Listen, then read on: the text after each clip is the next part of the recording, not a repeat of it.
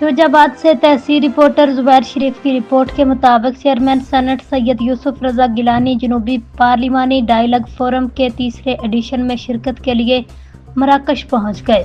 Chairman senate Syed Yusuf रजा गिलानी जनूबी पार्लिमानी dialogue forum के तीसरे एडिशन में शिरकत के लिए मराकश पहुंच गए। उनके हमरा सेनेटर्स का वफ्द भी था, जिसमें पीपल्स पार्टी के सेनेटर दोस्त अली जीसर, मुस्लिम लीग नून के सेनेटर सादिया अब्बासी और MQM की सेनेटर खालिदा खतीब शामिल थे।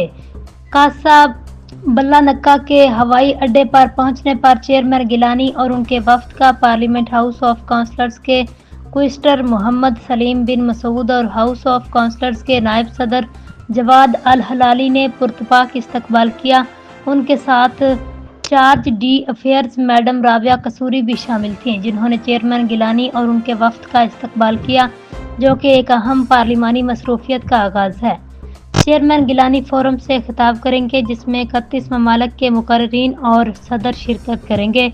वो अहम मसाइल पर तवज्जो देंगे, पाकिस्तान के नुक्ता नज़र का इश्तराक करेंगे और पार्लिमानी सफारतकारी, तजारती ताल्लुकात, मसनूई ज़हानत और अक़वाम के दरमियान मैन्युफैक्चरिंग ताउन को मजबूत बनाने के तरीकों पर तबादला ख्याल करेंगे। ये दौरा मजबूत बैनुल-अक़वामी ताल्लुकात और ताउन को फ़रोग़ देने के लिए पाकिस्तान की अज़्म को उजागर करता है।